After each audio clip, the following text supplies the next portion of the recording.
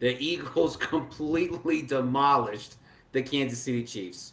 Now, I'm not saying there weren't people out there, Eagles fans in particular, who didn't think that they could topple the Chiefs in their journey to a three-peat. But let's just say that that victory was as unexpected as the fat kid legging out a victory against the fastest kid in school.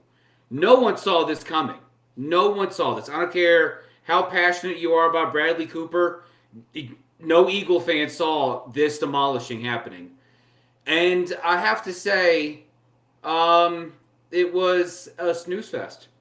That was one of the most snooziest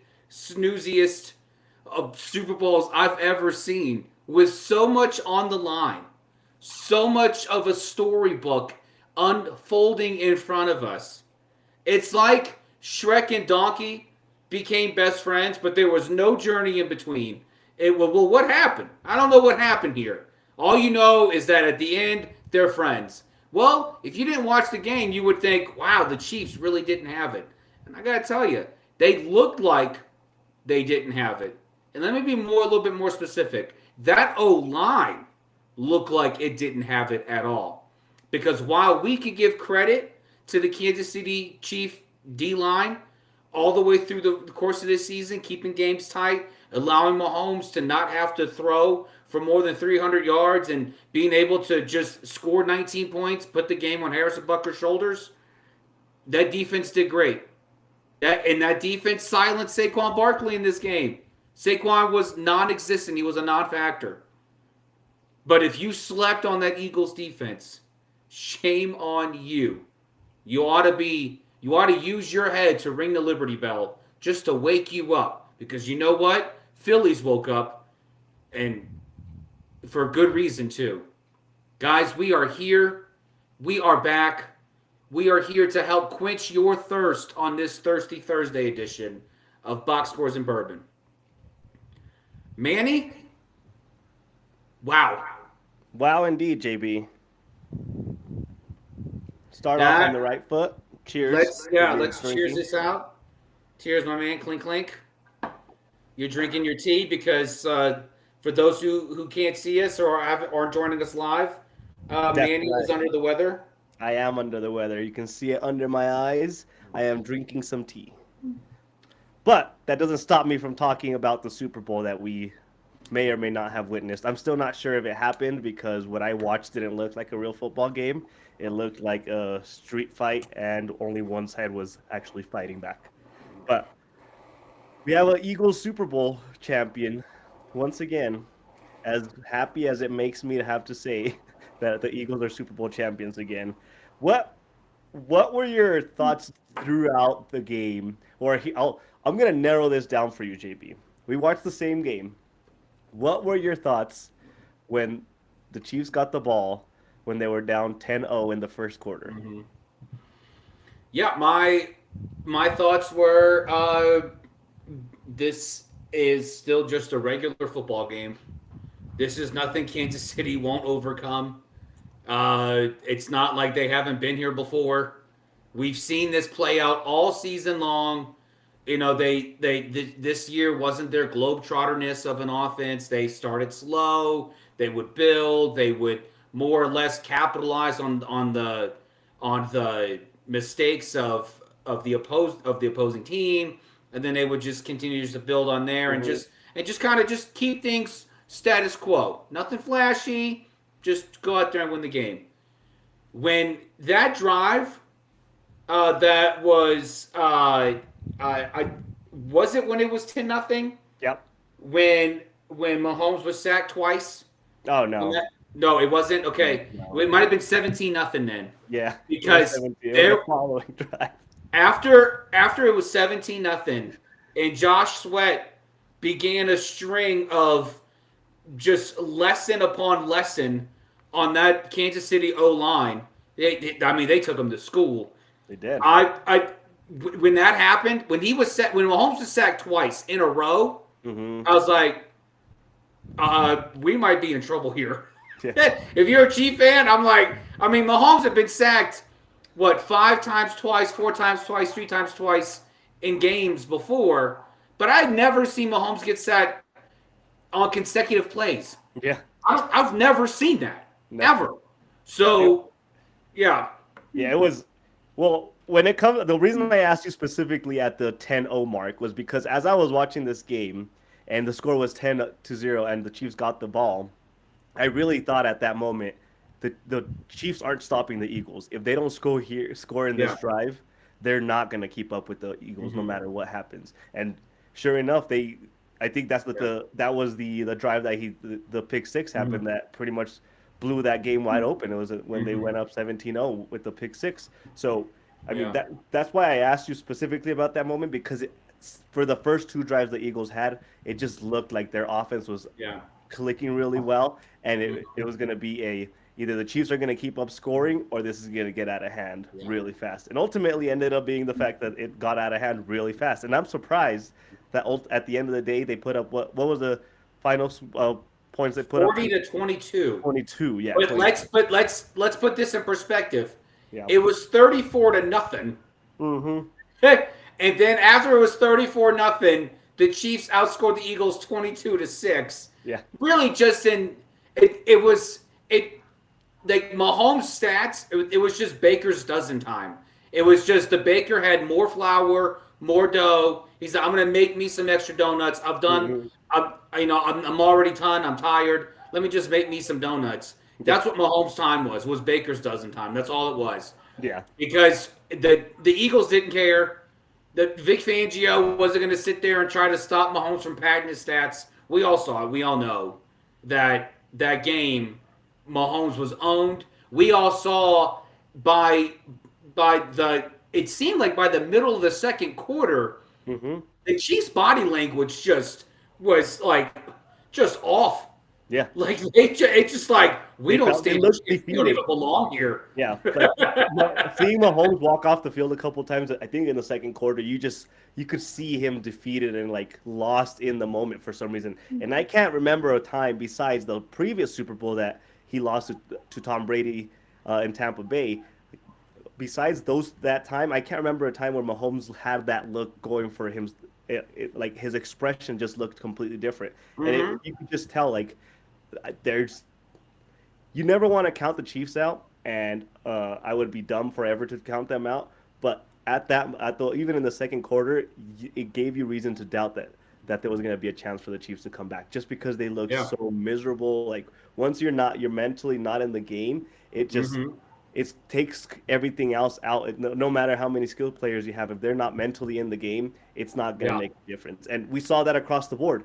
Once they started falling a little behind, they were making mistakes that you would never in a million years would have seen some of those players make, like the the Hopkins drop in the I think that was the first quarter that started happening, or the early second quarter when that happened. Things like Yeah. that. Kelsey's Mm-hmm. dropping some passes. Mahomes, the pick six he threw. I still look at the play now and I'm trying to figure out if it was just a bad throw, who he was throwing it at, or if it was just a good scheme by the Eagles. Like nothing about what they were doing gave me a resemblance that they were mentally in the right place. It was honestly very shocking.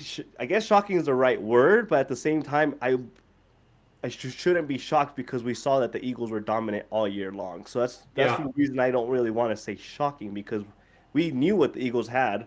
We knew what the Eagles were capable of, and it seems Mm-hmm. like the Chiefs didn't know how to match up well with what they knew the Eagles were capable of doing. Yeah. It was. Oh, that's. I got no problem with the Eagles winning. I sat here and said that if the Eagles did everything right, that I still couldn't give them a better than a 50-50 shot at winning Hmm. it. I did not anticipate, nor did anyone else anticipate, the Chiefs just giving up. I mean Andy Reid.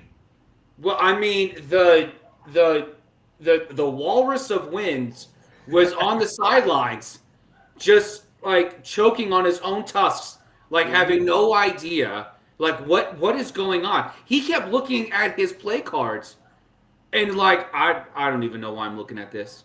Like what? I don't even know. Like there was the only person who showed any sense of emotion was Chris Jones when he fainted when DeAndre who was acquired for pennies, decided to drop the football, and then it came up with the lame excuse, "Oh, I tripped." Oh, I'm sorry. Run much? Like, what do you mean you tripped? There was no one around you. What are you talking about? You didn't trip on anything. You just dropped the football. Yeah. That's what you did. You dropped the football.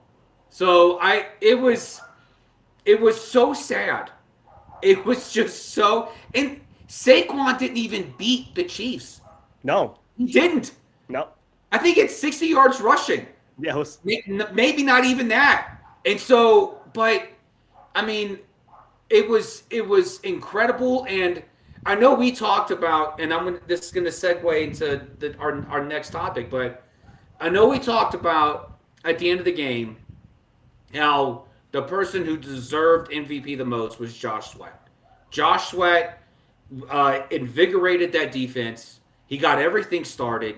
He was the linchpin. He was the mechanism that got everything moving in there. And every time Mahomes was on the ground, Josh Sweat was there. He was a prime suspect. Mm-hmm. But giving it to Jalen Hurts, I know for me in the moment, I thought it was a sellout. But now that I'm removed from it, I've had some time to explore my inner self. I have found myself You rarely in do that. travel, in exploration, and I don't have a problem with Jalen Hurts being named MVP. I don't. I don't, I don't and either. and really the main reason is Kellen Moore did what he should have, and he stuck with the run game. The Chiefs stifled Saquon. I think Saquon's longest run, I think, was 9 yards, Mm-hmm. and that was by far his longest. And that came well at the end of that came in the second half. But Kellen Moore stuck with that game plan of handing Saquon the ball. And if it wasn't for Kellen Moore sticking with that run game, there were two throws, almost the same, almost the identical play from Jalen Hurts to AJ Brown, to AJ Brown's back shoulder, just so Trent McDuffie couldn't touch it. Mm-hmm. And if it wasn't for the Eagles sticking with that, Jalen doesn't hit those throws because Trent McDuffie's not he's not a nothing. I mean, this dude is an all pro. This dude's one of the best shutdown corners we have in the NFL today. Yep. And Jalen Hurts made him look foolish twice. And so I didn't. Now that I'm farther removed, I don't have a problem with Jalen Hurts No. being named MVP at this game. See, we were texting throughout the game and we were talking about this exact thing about how Josh Sweat should be the MVP just because I think he got 2 sacks in a row or 2 pressures in a row and he was just dominating that line. But Yeah. the more I thought back and just like you after the game and after they gave Hurts the MVP, the more I thought back, I realized there was no way for Josh Sweat to get the MVP because this wasn't a one-man dominating defensive performance. It was the entire defense Yeah. that really dominated the entire game. So you couldn't pinpoint just him being the cause for that because everybody was doing exactly what they were supposed to do. The Hurts getting the MVP made more sense because as we talked about, I know I brought this up in the previous episode. I said if you and I, JB, can sit here and say that they're going to be giving the Eagles are going to be running the ball. I bet you the Chiefs are going to be well aware that the Eagles are going to try running the ball. So the X factor is going to have to be Jalen Hurts, and that's exactly what ended up happening. They knew how to take away the run game from the Eagles offense, and Jalen Hurts stepped up and made the plays that he needed to make. And his stats weren't flashy, but the way he was putting up those stats was consistently.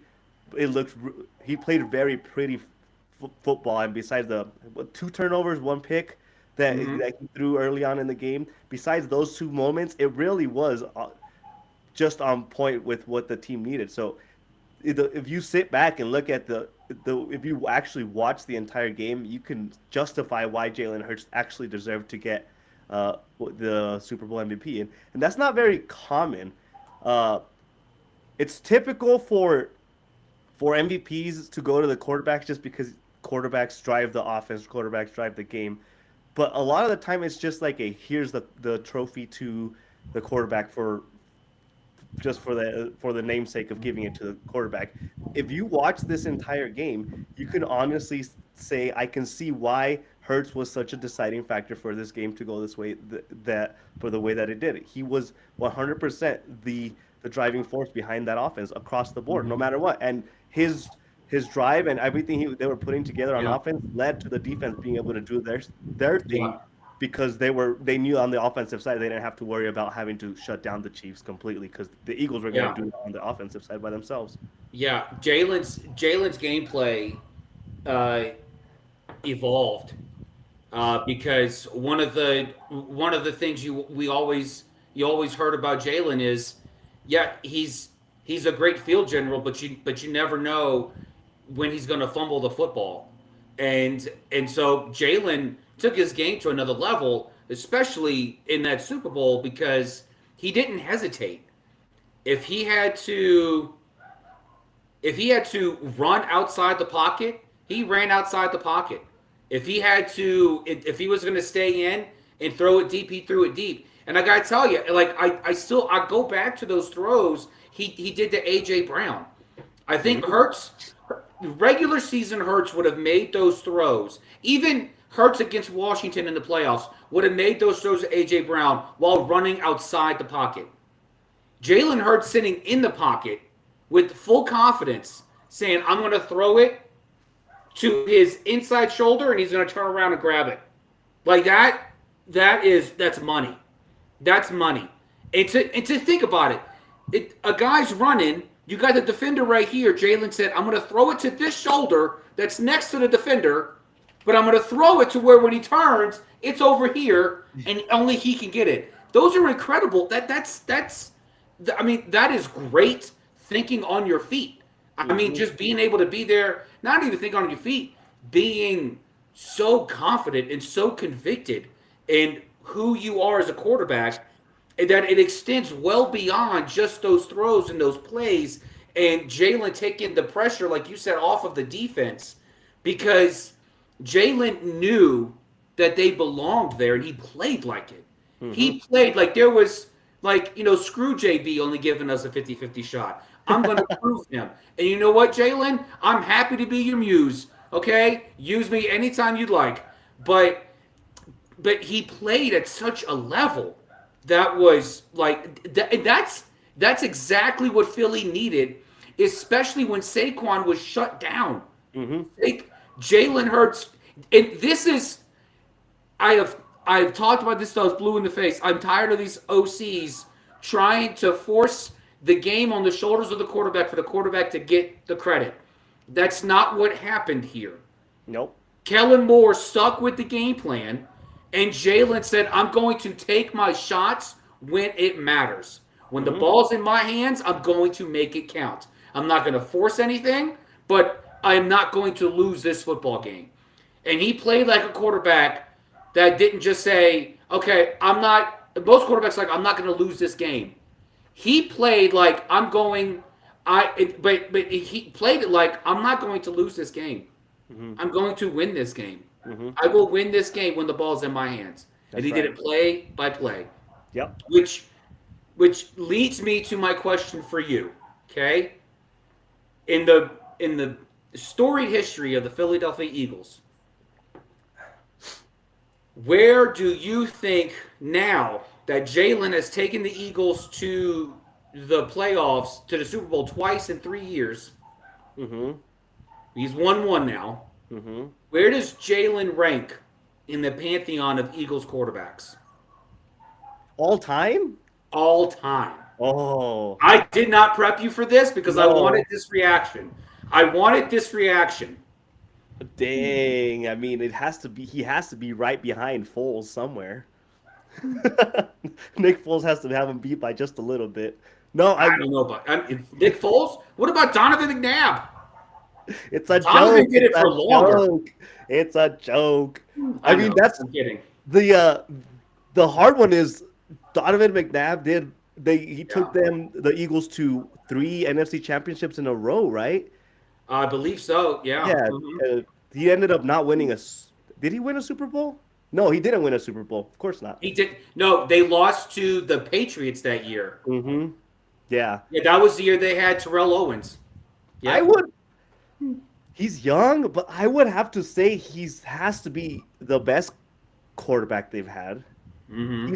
He has to be about.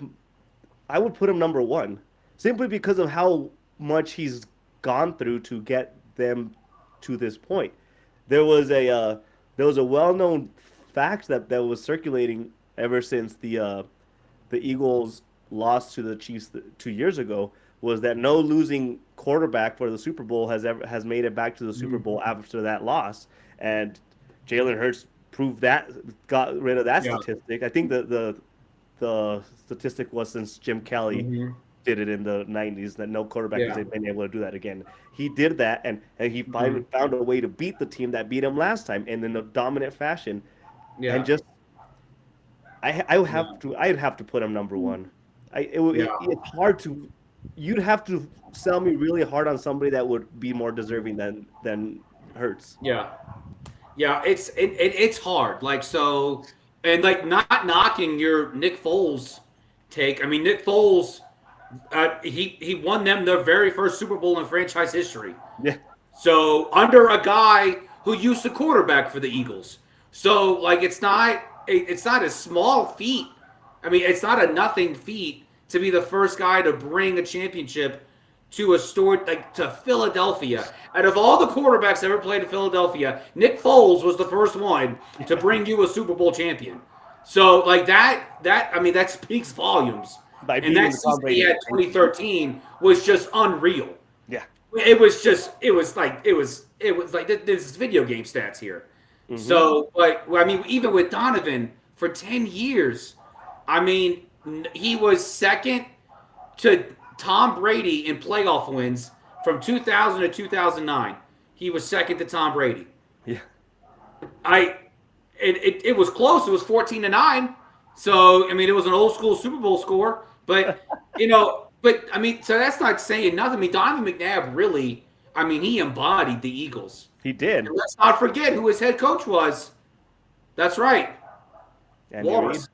Yeah, Yep. Walrus was. Yep. So he was on the sideline, and then after the wheels fell off, Andy Reid was chased out of town. You never heard anything from Donovan McNabb after that. Um, but yeah, I mean, even Ron Jaworski led them to the Super Bowl under Dick Vermeil in '81.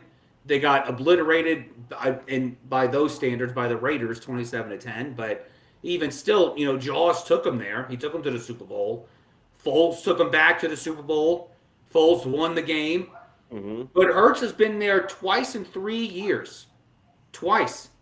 And to your point, like how many times does a losing quarterback in the Super Bowl go back to the Super Bowl within 2 years? I mean, unless you're Jim Kelly, we're not going to go back Four there. times. I could do Yeah, that 4 times. yeah. Beat that. Yeah. I beat cancer, but I can't beat the NFC.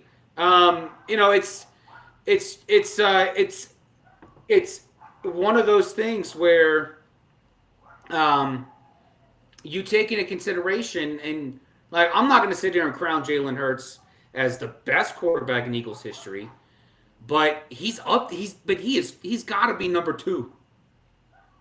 Number two? He's You got to have, be number two. who would be number one? McNabb. Yeah, I mean, you can't argue it, but if you compare their numbers, like you get 3 NFC championships in a row, consistency for 10 years. Jalen Hurts has been there for what, 6 years now? Taken them to the Super Bowl twice. The other times they've been in the playoffs ever since he got there and took over the job. Like it give him time and he'll surpass McNabb in no time. Mm-hmm.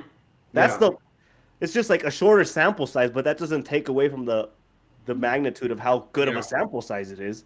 2 Super Bowl appearances? Yeah. Yeah, but McNabb was like for 10 years. I know, that's why I'm saying the constant is the only thing that you put above him. And that's I mean, not yeah, really and that's part of me. Like he was a consistent winner throughout that time. I mean, let's see what Jalen does for the next 3 years. He's not going anywhere. no. Nick Sirianni's not going anywhere. So let's see what happens. And I mean, look, I'm not. I mean, it could be by the end of this. I'm not saying Jalen has to win another Super Bowl to overtake McNabb as number one in Philly history. No. But if Jalen, just continuously shows, season after season, hey, I'm going to take this team to the playoffs. We're going to win. We're going to go deep. Great, awesome. Because Well, I've even said this about Dak Prescott. I'm not big on the guy. I think he's too full of himself. Maybe it's the ego. Maybe it's the chunky soup getting to his head. I don't know. But if you have a guy who's going to consistently get you to the dance, so you have a shot to go up to the really hot girl and say, "Hey, boogie with me." Great. Okay, do it. But let's see what Jalen does, and if Jalen can do that over the next 3 years, then he's absolutely going to overtake Donovan. I Absolutely. mean, even then, my thing is we consider, and I'm not talking about all-time great quarterbacks across the board, but just for a comparison, just think about a quarterback like Aaron Rodgers, who's only won one Super Bowl. Jalen Hurts already has one Super Bowl, so he just by that kind of comparison, even if he never made it to the Super Bowl again, he already has just as many as a lot of the all-time greats. He's made two of them. 50% Super Bowl appearance to win ratio is pretty good. So that's why I need a harder sell than consistency for me to say McNabb for sure of over Hurts. That's the only reason why, because 10 years, sure, you consistently. Tony Romo was a consistent quarterback for the Cowboys, but they didn't do anything with him either. That Yeah. doesn't prove he's the greatest quarterback for the Cowboys either. No, no, no, no, no, no, no, no, no. It doesn't. My point being, and I let me clarify this, is that Jalen Hurts doesn't have to win another Super Bowl in order for him to overtake McNabb. I think Jalen Hurts has done enough to already be top two in Philly history, arguably top two. But what I'm saying is that if he continues to get you to the playoffs and you continue to win playoff games, not necessarily the Super Bowl, you get deep, then okay, great, awesome. Okay. That's that's not nothing. No, I That's not told nothing at all. you. So, Very few people would complain to have the resume that Jalen Hurts has as their quarterback for their franchise. well, speaking of franchise quarterbacks, let's let's move to the other side. The other side where they say you got to give it up to them. They played a great game. They played the hearts out. They had a great season. Mahomes. Okay. Uh, there's been a lot of talk. It's been floating around. Even the man himself has been very, non-committal with it. But Travis Kelsey, I'm sorry, Mm-hmm. Travis Kelsey Swift. Sorry, Taylor. He is thinking about retiring. Now, my question to you is: I know we've seen this greatness from Mahomes. He's been in the league for 7 seasons. Mm-hmm. He's had 5 Super Bowl appearances in 6 years. He's won 3 of them. What does Mahomes' life look like post Kelsey? Well, considering I don't have a sample size to base it off of, he's been there the entire Mahomes era. I think if the question is coming from a point of are we concerned that Mahomes won't look or have this type of success without having a Kelsey next to him, I would I would think I wouldn't be worried about where Mahomes is going to go. He's shown that he can make things work with a lot of different pieces, and even recently in this past season, he showed that he doesn't rely on Kelsey all the time, and even like the backup tight ends, he Mm-hmm. knows how to rely on them. What's the backup? Gray, I think is a Great. backup. Yeah, Gray. He showed that he can. I Yeah. think he likes that position. I don't think it Mm-hmm. necessarily matters that it's Kelsey. I think he just likes Yeah. big body receivers. So I would expect Mahomes to have consistency no matter who they put in front of him, as Yeah. long as you give him that big body that allows for Mm-hmm. him to have those off script plays and Yeah. have somebody of I think the biggest deciding factor will be can you find somebody that has that type of ability, that has that type of size in the tight end, like a very Kelsey or Gronkowski kind of build, but also Mm-hmm. has the brain to be able to line up with what Mahomes likes to do and be on the same page regularly. Because I think that was what makes that duo the most dangerous is that they figured out each other. They figured out how they both think very quickly once Mahomes came to the Chiefs, and they've been on the same page the entire time. Now, if they can get Yeah. another person that has that type of Mhm. mental ability to really click with Mahomes, I think he'll be fine. But I don't think it's a Kelsey defining thing for Yeah. Mahomes. Yeah. And it may not be, but it's not. It's not. The impact's not zero. No, it's not nothing. It's definitely a And thing. so, I mean, you think about that game against Buffalo where, you know, they let Travis Kelsey just roam free. Like it was like a bunch of hyenas hungry, and they let the giraffe just run free, just roam throughout, grazing and just having his own time. And then, Mahomes just how many moments have we witnessed where Mahomes is falling to his knees? He throws the football. Who's at the other end of that? It's not Noah Always Gray. Kelsey. 99% of the time, it's Kelsey. Yeah. So, and look, I'm not. And Mahomes he's too transformative of an athlete. Not even a quarterback, but as an athlete, Mm-hmm. to be bound to and strapped and shackled by the loss of one guy. He'll figure it out. I mean, those days when he was putting up circus numbers with Tyreek Hill, and then Tyreek Hill leaves, and Everybody thought, oh my Mahomes' gosh. success Yeah. still stays the same. Yeah. So it's not, I mean, it's not going to be detrimental, but it is. There is a number there. There is something there Oh, yeah. For where, sure. like, if your guy that you relied on for so long is not there anymore, What does that look like? yeah, Yeah. No, there is something there. And here's the thing, though. With the way that this Super Bowl went, and then Kelsey talking about possibly retiring, I don't know the man, but I've seen enough about this man to know that his pride is going to be Mhm. too hurt to go out on a losing note in the way Yeah. that they just got embarrassed in the Super Bowl. I don't think Yeah. he's retiring this offseason, even though he's saying he's contemplating it. He's been contemplating it for the last 2 or 3 seasons. I just can't imagine him being okay with retiring after going 0 for 6 in the Super Bowl and getting completely stomped on. That just doesn't seem like him. Yeah. So, and but he may not. He may be playing a long game where he's waiting for Taylor to break up with him. I don't know. He's looking for a reason to get out of that relationship.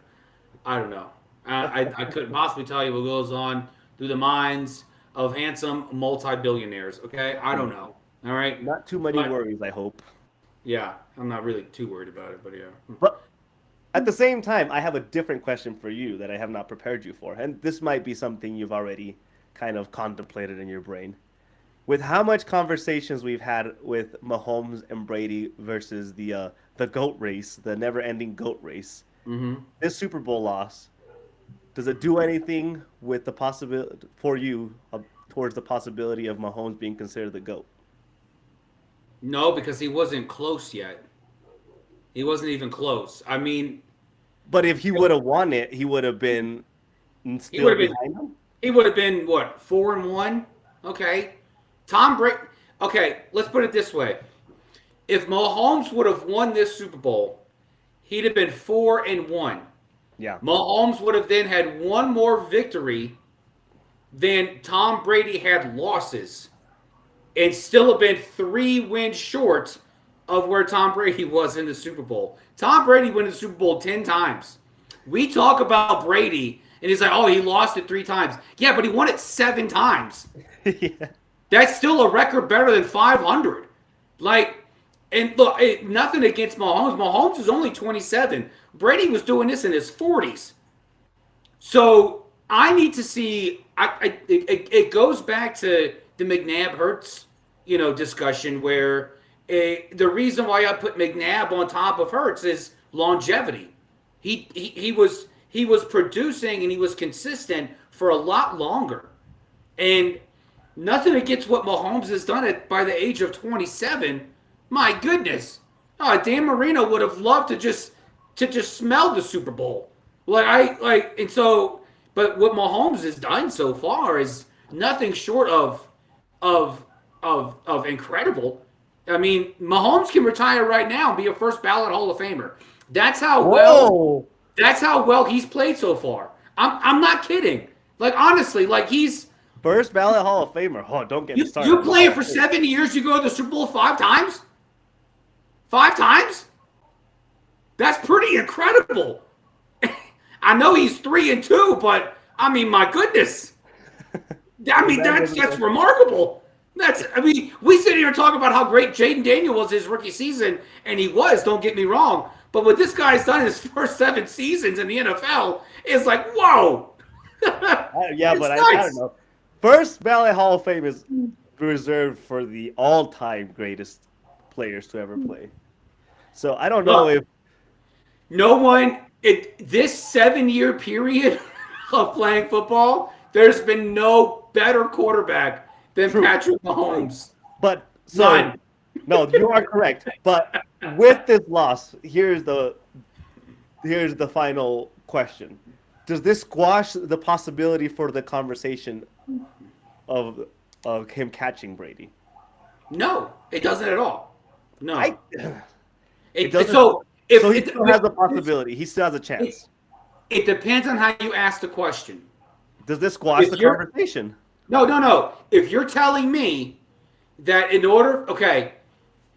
if you're asking me at 27, does Mahomes have the ability to end his career as a greater Super Bowl winning quarterback, a more quantitative winning Super Bowl quarterback than Tom Brady? I'm going to say no, it doesn't. If you're asking me, does this hinder or block Mahomes' ability to go 7 for 10 in the Super Bowl? Yes, it does. Well, because now he has to go 5 more times, and he can only lose 1 more. He's got to go 4-1 in the next 5 Super Bowls he goes to in order for him to match Brady. If you're asking me that question, then yes, there's a block there. If you're asking me, does this hinder Mahomes' ability to win more Super Bowls than Brady? Absolutely not. No, of course not. Yeah. No, definitely not. But here's my thing. And the reason that it's not as easy of an answer saying that he's like right there still is because we never saw Tom Brady lose in this fashion and collapse under the pressure in this manner. Even in the Super Bowl against the Falcons. Even that was one of the biggest comebacks in Super. I think that was the biggest comeback in the Super Bowl history. That was the single greatest comeback in Super Bowl history. He brought them back to win the game. When you're down 28-3 in the middle of the third quarter. Yeah. I will say this, to go to where you're going, I think you're going. Yes, if the question is, does the way Mahomes responded, or for better phraseology, didn't respond during this Eagles game when they were only down by 17? Does that hurt his image as a GOAT greater than Brady, who was hyping up his O-line, hyping up his defense, hyping up his receivers, saying 1 play at a time, 1 score at a time? Absolutely it does.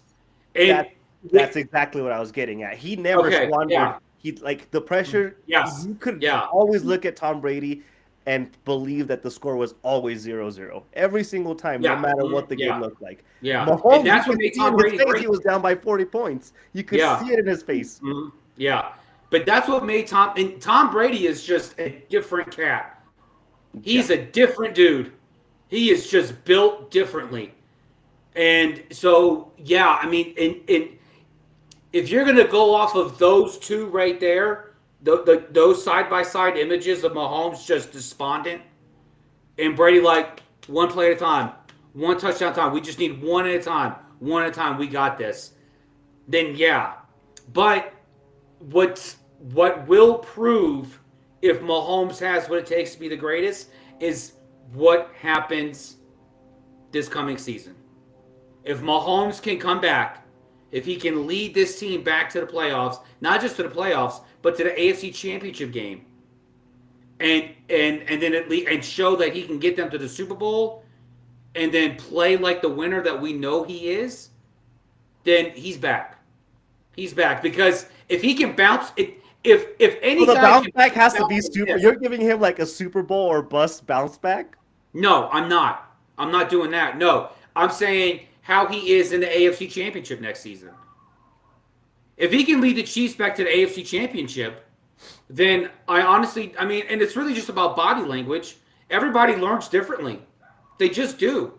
And, like, we would never know what Tom Brady was like. What was it, during the '08 season or '09 season when he was out for the year and Matt Castle was a quarterback? Mm-hmm.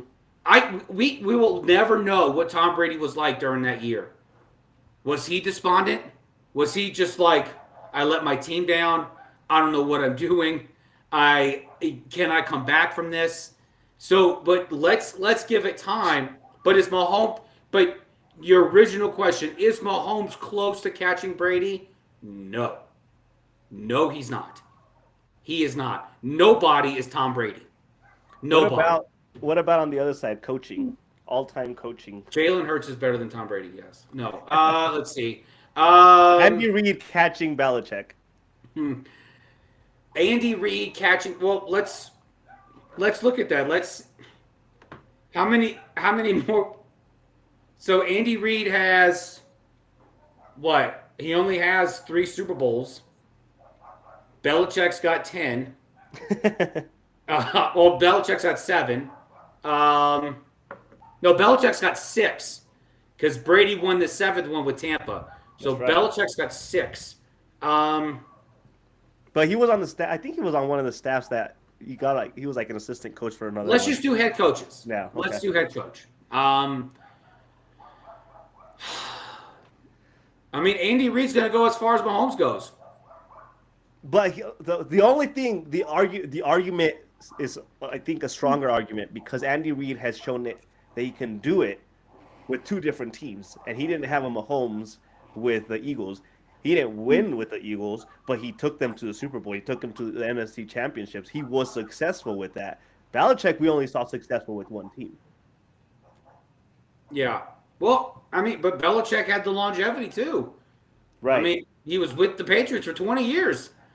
So I mean, look, we can, I think as sports fans, we get stuck in the quantitative.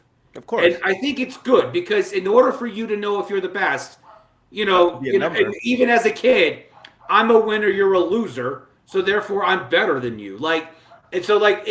We grow up with that mentality, and it's not a bad mentality. It's not. I mean, merit-based is great, and it exists in sports too. So if you win more, you get rewarded more. That's it. But I think as sports fans, we get trapped underneath this turned over vehicle of wins over losses, as opposed to saying, well, how long were they doing it for? No, that's fair. But I guess the better way I should have phrased it to you is, does this loss for Andy Reid make it harder for him to catch up to Bill Belichick as the greatest coach in NFL history? Because now we're not talking numbers. Now we're just talking your resume. I mean, look, if we're gonna go resumes, he did well for a long time. He who? Andy Reid. Okay. He did well for a long time in 2 different places. He did well in Philly. He was unceremoniously booed out of that city. There was no reason to get rid of Andy Reid. Nope. And then he went to Kansas City, and he's done well there too. And so,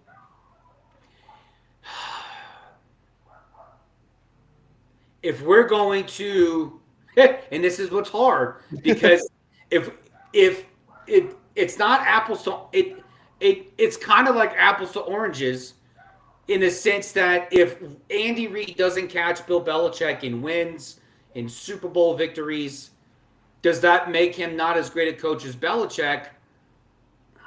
Well, I don't want to have the just as good. I want to have the who was better conversation. Okay,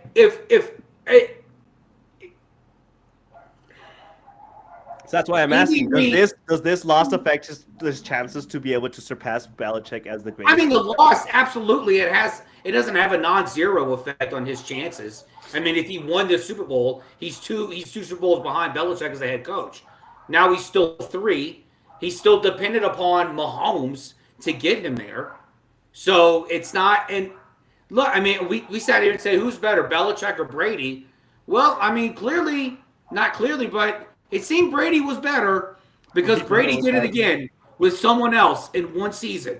So, and almost again the second season. So it's not. So it's like, and this is the hard part about head coaches is that you have so much of it.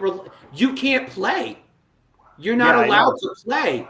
Your whole yeah, your whole legacy lies on the 22 guys on the field. And how good they It's, make you look. yeah, I mean that's your whole legacy. So, do I think Andy Reid will be one of the greatest coaches of all time? Oh yeah, Do I he's think he already there. overtakes Belichick? No.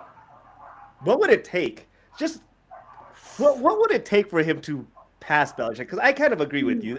I mean, Belichick, he's done it forever. He's done it with different systems. Like he moved around and showed that he could develop and be good at his job. And sure, like Andy Reid ended up finding the diamond in the rough with Mahomes and ended up like finally getting to the Super Bowl and find consistency, like making himself at home in the Super Bowl. Mm-hmm. Belichick just did it so well for so long, like nobody even questioned that stuff. The conversation for Belichick has always been: is he going to catch uh, the record for the most wins in Super Bowl in like all time wins? That was a conversation for Belichick. So Yeah. it's more of a rhetorical question for conversation for me because I don't think it's almost impossible for any coach to be considered just as great as Belichick, or you have to do something miraculous, consistently miraculous, for you to pass Belichick because he was just so Belichicky. I don't know. He just Yeah. consistently was great. So just, I guess, what would Andy Reid have to win like 7 Super Bowls by himself for him to be like comfortably past Belichick? Like, Yeah. is that what I that would mean, look, take? if we're going look that I'm looking at the records here. If we're going by victories, Andy Reid is 33 wins behind Belichick for tying him. Mm-hmm. So, I know. but Super Bowls, it's like, well, I mean, and again, as sports fans, this is where we get trapped. Like, and it's hard to do this, and it's honestly one of those things where we should celebrate being as sports fans. We should stop and celebrate the fact that we get to live in a time, actively live during a time where we sit there and say, who is the greatest coach? Andy Reid or Bill Belichick? Who's the better coach? And they're both great coaches. They're both fantastic head coaches. And so, and so it's like, to me, I I would sit there and say Belichick because he did it in one place, in one place, and he did it with so many different pieces, year after year after year. We forget how great of just an evaluator Belichick was earlier on in his coaching career. Yeah. He would trade back picks. He would trade back in the draft. He would get these names that nobody's ever heard of, plug them into the defense or in the O line, and no one would skip a beat. He would pay nobody. He paid no one. No one at all. And he's like, oh, He I'll made play this everybody guy all on pro. the field. It's fine. We'll be just fine. And he was right. Yep. He was right most of the Take time. cut because I'll make you an all pro. And every Yeah. time he did it for them. Mhm. I'll get you a ring, most likely. Yeah. So so there's no definitive answer to this, I don't think. But Not without using the numbers. my take, I mean, yeah, you can look at the numbers. Yeah, absolutely you can. Yeah. But my take is Belichick did this for way longer in one place. In one place he did this. And he kept going and going. And then they took a break. And then they went back again. And then they took a break. And then they went back again. Like it wasn't like that. I mean, like there were several seasons they weren't in the Super Bowl. And then when they were in the Super Bowl, they'd be there 2 out of 3 years, and then it'd be another 5 years, and then it'd be in again 2 out of every 3 years. And so it's, I mean, when they were on, and they were on the whole time. They Oh yeah. just they just didn't have the luck. Sometimes just other teams got a little bit good break because life would have been boring if we saw the Patriots win 7 Super Bowls in a row. I don't think so. No, I would have enjoyed it. I'm a fan of greatness, so I would be like, man, this is awesome. Tell Look at that this to all the go. people. Tell that to all the people that were lighting their pitchforks and torches because they didn't want to see the Chiefs be so good for so long, and they Well, didn't want tell to it see to the city of Philly who lit up their pitchforks after Philly won. So, like, I don't. You can't win. I'm All just right. saying, I would have not gotten tired of seeing my team win, and people are out here getting pissed off because the Chiefs have been good for 6, 7 years. That, I don't have a problem with it. yeah, whatever. All right, let's get to our fix of six. Yes, time for our fix of 6. Shall I take it away, JB? Take it away, bud. JB, my first fix of 6 is so significant that I'm going to make it a 2-in-1. My number 3 and my number 2 fix of 6 have to do with the Pro Football Hall of Fame that was announced right before the Super Bowl as per tradition. And the names were Eric Allen, Jared Allen, Antonio Gates, and Sterling Sharp as the new Pro Football Hall of Fame inductees. I'm making this a tour because there's 2 players that had the opportunity to be first ballot Hall of Famers that I really felt would deserve it. Number 1, Eli Manning. For all the greatness that we just sat here and talked about Tom Brady, the reason that Tom Brady doesn't have 2 hands full of rings was because Eli Manning always somehow found a way to beat him. And Eli Manning just consistently, he was like the perfect embodiment of a consistent quarterback. I think he broke the record for the most consistent starts by a quarterback until I think Josh Allen is kind of chasing it down now. But I think he has the record for the most consistent QB starts. So he 100% should have been a first ballot Hall of Fame. My number 2 is maybe a little bit more controversial. Luke Kuechly, the young buck middle linebacker that retired a little too young for our liking. I saw this comparison for a typical Hall of Fame, first ballot Hall of Fame inductee. And they compared Ray Lewis to Luke Kuechly. Ray Lewis had 1 Defensive Player of the Year, 1 first-team All-Pro, 9 Pro Bowls, was a 12-year starter, and 5-time first All-Pro. Luke Kuechly had just as many Defensive Players of the Years, just as many first All-Pros, just as many first-team, 7 Pro Bowlers in 8 years. Besides playing for 3 years longer, what did Luke Kuechly not show us during the time that he was playing that said he wasn't deserving of a first ballot Hall of Fame? I don't understand what it is that some of these people that are voting for Hall of Fame look for, because I could have made a very strong argument for both of those players to replace Sterling Sharp easily. Sorry, Sterling Sharp, congratulations to you, but I could have made a very strong argument for either one of those players to replace you this go around. And on Manning's number 1 fix of 6, the World Cup of Hockey will be coming back in 2028 as an in-season tournament after it has been agreed to by the NHL and the NHL Players Association. And I know my buddy over here, JB, has multiple reasons to love this since he just lives for the hockey world. I have not been exposed to this format before, so I am excited to see how it looks, and I'm excited to see how this World Cup of Hockey looks in an in-season tournament style. So that will summarize my fix of 6 by saying I can't wait to 2028. JB, you're up. JB's fix of 6, number 3. The New Orleans Saints have hired Kellen Moore to be their next head coach. Now I know what you're saying.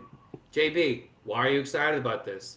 Well, it's kind of like being at the grocery store and you're looking for those perfect bananas, but they're all brown and mushy. But you find a pack of 5 that has 2 in there that look just a little bit more than ripe, so you take them home because at least you get 2 good bananas. Kellen Moore is nothing to sneeze at. Kellen Moore showed me what was necessary in order for him to get the head coaching job with the New Orleans Saints, and that was stick with the run game. He stuck with the run game. He didn't get cute. He didn't get cute. And so with that, I'm happy that they hired him. Now, my next point is JB's fix of six, number two. I didn't have yet to hear his comments on Derek Carr. I have no idea what they are. But if anything that is true, what was spoken of and whispered before he got the job, Derek Carr sure as certain better be gone. He has to be gone. We have to get rid of this man. Do I think it's going to happen? I hope it does. I don't think it will. It's way too complicated to get rid of this man right now. We might have to wait till next off season to do it, but it has to begin. It has to start. We have to get rid of this man in order for the Saints to begin to return to some level of prominence. JB's fix of six, number one. Old buddy Anthony Rendon, who signed his $257 million contract with the Angels back in 2019, is, guess what? He's going to be out for an extended period of time. In the season, position players haven't even reported to spring training yet, and he's already out for the majority of the season. It's some hip injury. I don't know. Quite frankly, I don't care. There have been talks about throughout MLB that the Pirates haven't signed a free agent to a multi-year deal since 2016. And somehow that's a bigger story than Anthony Rendon, again, not playing baseball. It's almost as if the City Connect jerseys for the Angels should just be bubble wrap. Just have them go out there and encapsulate it in bubbles. Let them be bubble boys out in the field so no one gets hurt. I mean, at least you can maybe protect Mike Trout that way. And that's JB and Manny's fix of six. I love all three of those. For our newer listeners, go back, see episode 2, episode 3. We've been talking some shade about Rendon for a long, long time, so it just adds more to fuel to the fire. Yeah. And your first point about Kellen Moore, tying this all back together to the Super Bowl. Jalen Hurts is now going to have to deal with a 9th offensive coordinator or 8th offensive coordinator in 9 seasons, whatever.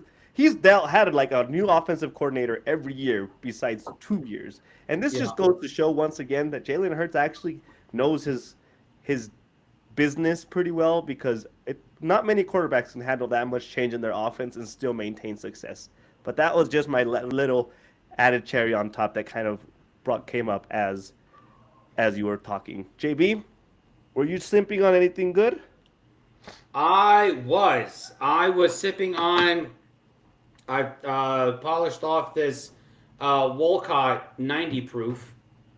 Nice. It's delicious. Yeah, I had this 3-pack of Wolcott bourbon, and I always start with the strongest proof. It went from 120 to 100 to 90. So I'm done now because I finished the 90. So the strong is gone. And then what I was smoking was these Deadwoods. They're a Drew Estate cigar. They're a line from Drew Estate. And this is the Girl with No Name. They have several iterations of Deadwoods. My wife calls them Dead Girls because there's 4 other types. And so this is the limited release, the Girl with No Name, and it's quite delicious. It's a little sweet for me at the tip, but not overpowering to where it's not enjoyable. Manny, what tea were you drinking? I was drinking some green tea, JB. Look at that. Nice. Some Lipton green tea to cure the cords, to heal the throat that has been going through some suffering in the last 4 days. So nothing exciting for me. As you all may have noticed, I wasn't smoking anything either. We have to accept when our body needs healing, and sometimes we need to do the right thing as much as I wanted to enjoy a cup of whiskey with you. Tea it was for me. which is why I smoke 2 cigars when I'm sick. Yeah. Yeah. Well, folks, this wraps it up. Catch us the video on YouTube, Spotify, Apple, Amazon. You can catch the audio on Apple, Amazon, Spotify as well. Additional content at BSB Sports 24 on TikTok, X, and Instagram. And until next time, folks, stay thirsty. Cheers, everyone.